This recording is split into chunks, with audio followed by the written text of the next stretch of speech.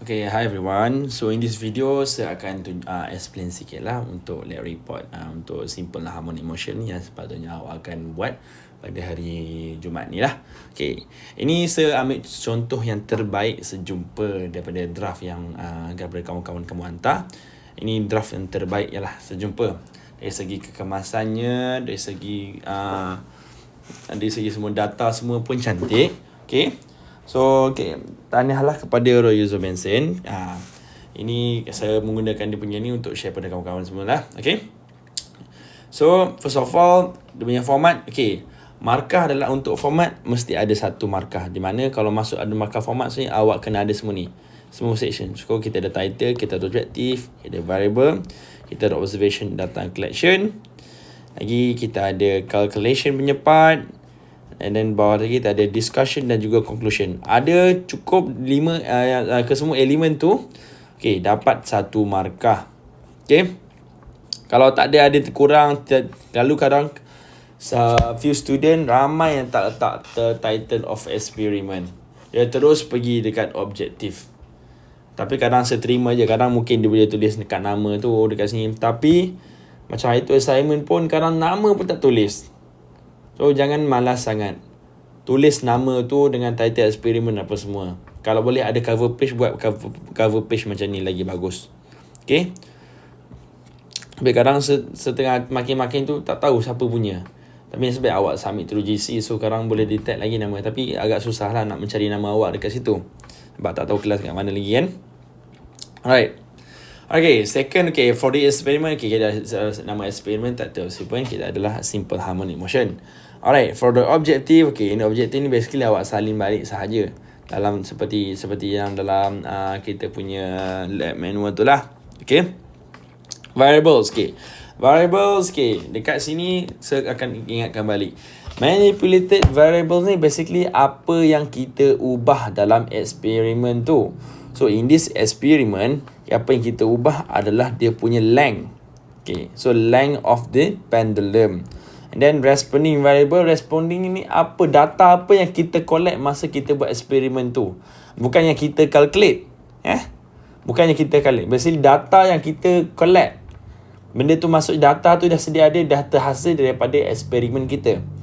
Yang kalau kita macam contoh, period ni T squared ke ataupun kita punya G ke gravity of acceleration kan. Itu yang kita calculated, bukan yang kita record basically. Okay, collected ataupun record benda yang sama.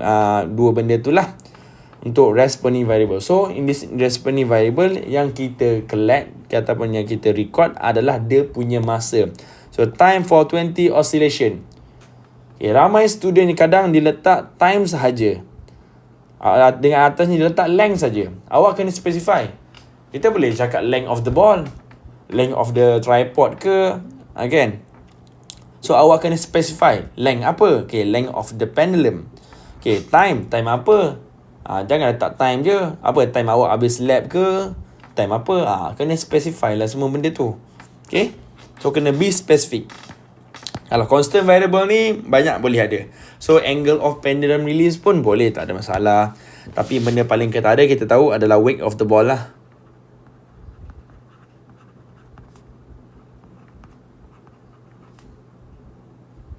Weight of the pendulum boleh, weight of the ball, ball pun boleh lah. Okay, ada banyak benda lagi. Tapi yang mainly ni, kalau boleh kita nak, sebab dalam eksperimen banyak benda yang kekal. Tapi kalau boleh kita fikir benda yang kalau kita ubah ni, apa yang akan ada significant perubahan tak kat dalam ni. Kalau setakat macam awak tukar tripod punya stand kan, ada perubahan tak, ada benda perubahan pun. So kalau macam apa yang benda kata kekal constant macam weight of the ball, angle of the release pun tu ada effect kepada result jugalah. Okay. Alright. So kita ada dua data di mana part A ni yang basically kita calculated lah. So average time, yang ni actually dia tertinggal masa ni. Yang ini sepatutnya kena ada unit. So kena ada dalam second. Okay. So period dalam second. And then so T squared dalam second squared lah. Okay, ini tak ada masalah. So kalau dia the first reading, second reading, so dia calculate average time, period, and then T squared berapa. Okay, so So clear, dia bagi apa-apa. Dalam ni pun sama. Ini pun actually tak termasukkan unit. So sepatutnya kat sini, dekat dalam kolom ni, dia kena tambahkan untuk unit dia. Second. Sebab bila awak dah separatekan column by column ni, maksudnya awak letak column kat sini sebab awak tak letak unit kat sini. Jadi sebab tu kita letak dekat atas ni dia punya title dan dia punya unit. So kita tahu kat sini average time, so semua ni adalah second. Bila macam ni awak tak letak dia punya unit macam ni, jadi kita tahu dia just value kosong sahaja. Kita just cakap second reading. Tapi second reading of apa? Second ke? Meter ke? Apa ke? So kena base specify, okay? Alright. So yang ni dia tertinggal masa je lah. Okay? Sebab perasaan yang this one. Okay. So ini this one language semua sama. Average time, period time. Okay, dia dah bagi kira. Alright. So kita tengok calculation dulu. Okay, calculation untuk first of all mesti untuk kita start dengan calculation untuk centroid. Okay, ni tak ada masalah centroid macam ni. Okay, bagi 6. Tapi kebanyakan student malas betul nak tulis unit. So dia letak 35 saja. Ataupun macam ni letak 1.44 saja dekat centroid ni. Okay, awak kena letak unit je. Jangan lupa unit. Kadang kadang lulus semakin sebagi je kadang. Tapi kalau boleh letak unit, jangan tinggalkan. Okay, so ini adalah sentimeter dan ini dalam second squared. Okay, so kira-kira gradient pula. Okay, ini tak ada masalah. Unit dia bagi kat sini betul tu. Sebab ramai student yang terus ambil kat sini letak sentimeter S negatif 2. Dia terus letak dalam dia punya unit ataupun letak terus dia convert dalam per meter. Dapat dalam meter per second macam ni. Dia terus letak macam ni. Salah ya? Salah. Awak kena tengok betul. So macam atas ni, kita kat atas ni dia punya second lah kita. Second squared. Yang bawah ni sentimeter. So kalau ikut by unit dapatlah second squared per sentimeter. So kena tengok balik unit tu macam mana Sebab nanti bila awak masuk calculation, dia naik atas bawah baru dia jadi dalam meter S negatif 2. Okay, tengok pada graf. Okay, graf ni perfect. Okay, tak ada masalah. Sebab first of all, graf awak mesti besar lagi daripada separuh saiz kertas graf. So contoh ini kita punya separuh kertas graf. So graf awak mesti kena lebih besar daripada separuh ni. So graf awak mesti at least dekat paras ni. Ini kalau paling hujung lah. Okay, itu satu. And then ramai yang tak letak simbol centroid dekat sini. Kadang dia buat calculation dah, tapi dia tak letak simbol je dekat sini. So ingat, graf kita mesti start daripada kalau boleh start di kosong, and then tembus kepada kita punya centroid. Lain-lain mungkin tak perlu kena pun tak apa, tapi yang paling penting mesti tembus kita punya centroid. Okay, so Pak CY, okay, Pak CY label, Pak CX pun label berapa macam mana.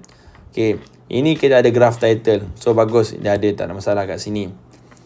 Okay, satu lagi peringatan. Ramai sangat student yang kita ambil nilai gradient dia daripada nilai point X ni. Contohlah dia ambil dari sini kan.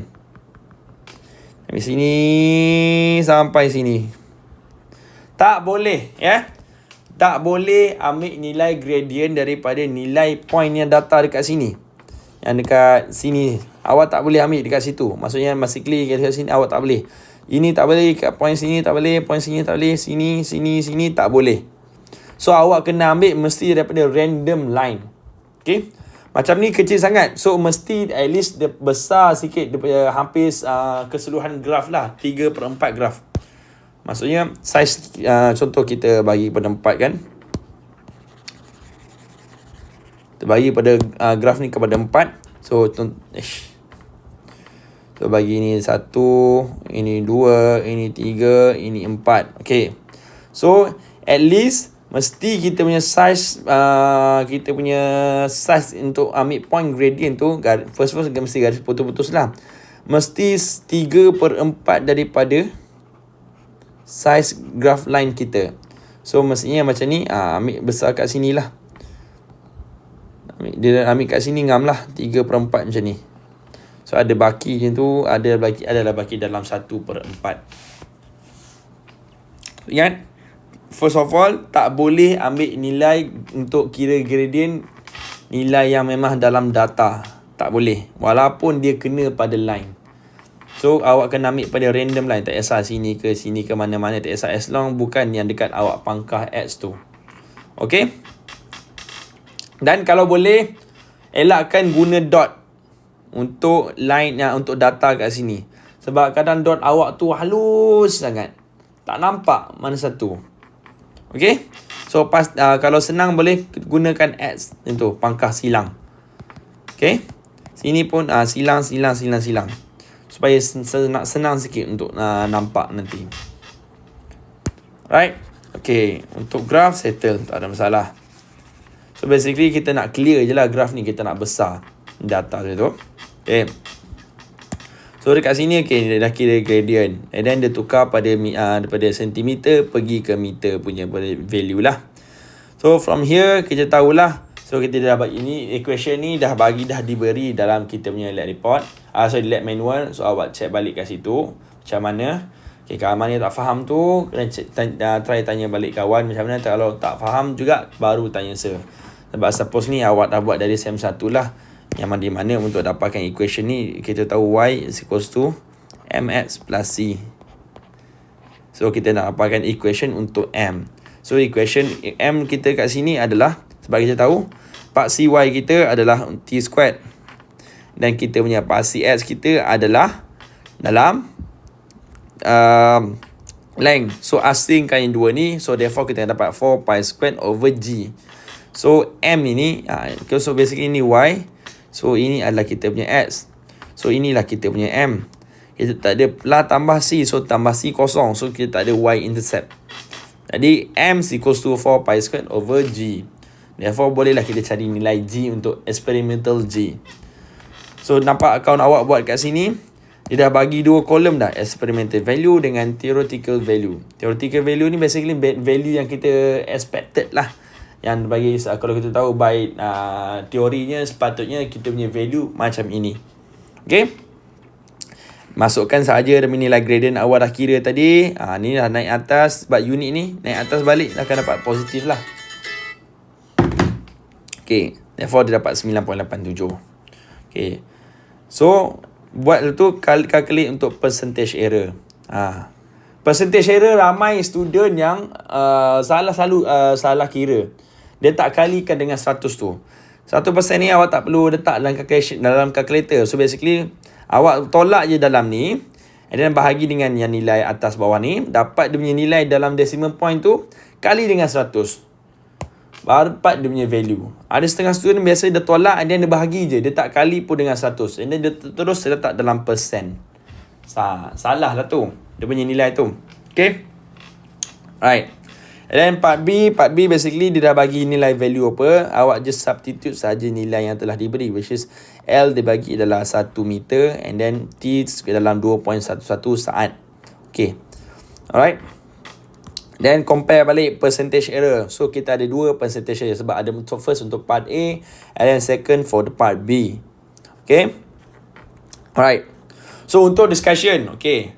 Saya suka dia buat sini. So basically dia letakkan nilai final value.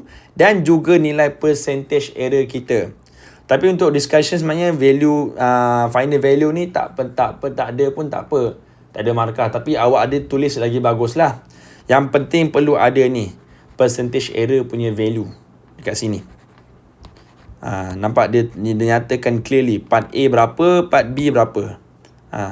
And then masuk untuk so discussion kita ada 3 elemen lah kat sini. Yang mana first element kita nak terangkan dia punya percentage error berapa. And then second one kita nak nyatakan dia punya errors dalam eksperimen. And then ketiga adalah dia punya precautions. So ingat untuk errors paling minimum adalah 2. Awak nak bagi lebih pun tak ada masalah. Just in case benda tu yang awak bagi tu tak make sense. So at least awak ada backup lagi yang lagi 2 dan lagi 1 lah kalau awak buat lebih. So precaution. And then precaution mesti jawab balik soalan yang error yang awak bagi. So macam sini parallel error. And then precaution dia adalah make sure I is perpendicular. So mesti berkaitan error dengan precaution ni. Jangan cakap tiba parallax error and then awak bagi precaution, okay, stop the fan. tak nak bagi angin ke apa. Tak ada kena-mengena dengan point awak punya errors tadi. So make sure always relate the errors and the precautions. So in the environment error during experiment fun, make sure switch off during the fan during experiment. So this one is still acceptable for this kind of experiment. Okay. So lastly untuk conclusion. Conclusion yang penting adalah 2 elemen yang di mana kita nak perlukan dia punya final value sahaja. Final value kat sini, dan juga awak statekan dia punya objective achieve ataupun tidak achieve. Itu yang penting, 2 elemen tu sahaja. Tapi nak letak percentage error pun lagi bagus. Cuma mainly markup adalah pada dia punya final value eksperimen dengan kita punya percentage kita punya objective achieve or not. Sebab ramai sangat student yang terlepas letak dia punya final value ni dengan objective achieve. Lalunya dia letak yang tak sepatutnya dapat markah, macam dia selalunya letak percentage error je. Dia tak cakap pun objective achieve tak achieve. So ingat penting kat sini, first adalah letakkan dia punya final value yang kita dah calculated, experimental punya value ya. Okay. And then awak nak letak dan percentage error pun bagus. Lagi bagus kalau awak letak lagi clear. And then last sekali letakkan objective achieve ataupun tidak achieve. So untuk kita punya syllabus, kalau bawah 10%, kalau tinggi lagi daripada 10%, okay, kita punya objektif tak dicapai. Sebab awak je sebut je, kalau contoh tinggi lagi awaknya 10% kan. Okay, the objective of the experiment were unsuccessful because of percentage error was higher than 10%. Macam tu je. Okay. Tapi sepatutnya sebab eksperimen ataupun sama dengan awak punya untuk nanti lab test nanti, sepatutnya data yang telah diberi tu data yang cantik. Jadi sepatutnya value memang takkan lari jauh. Lalunya kalau value tu lari jauh, percentage error awak tinggi, maksudnya cara awak plot graph tu salah. Mungkin dia punya cara awak ambil gradient yang tak accurate, ataupun cara awak tarik line graph tu tak accurate ke, ataupun awak punya penjarakan nak bagi plot data dekat sini. Dekat sini. Kadang terlebih jauh, kadang ada terlebih dekat, ada terlampau kecil. Itu benda tu yang akan efek nilai gradient awak. Bila efek nilai gradient awak, so akan lari sedikit lah value untuk kita punya sepatutnya kita cari. Macam di eksperimen kita nak mintakan gravitational acceleration. Okay. So basically itu sahajalah untuk lab report. So ini format yang awak perlu tahulah. Okay. Dan common mistake macam mana dan make sure, ingat jangan malas. Kalau boleh buat cover page, tulis nama dan juga nama eksperimen. Just in case awak tak buat macam ni, tapi awak buat macam ni lagi bagus, awak at least awak tulis kat cover page ada tulis nama title eksperimen. Okay, sudah kira ada satu. Sebab ramai sangat kadang terlepas. Jadi awak boleh hilang markah format. Format tu dapat satu markah. Sebab awak mesti cukup semua elemen, di mana awak kena ada title, objective, variable tu, observation data, and then calculation, and then discussion dan juga conclusion. Kalau hilang tak ada satu part pun, awak dah hilang satu markah untuk markah format kat situ. Lalunya student banyak terlepas ni, title of experiment.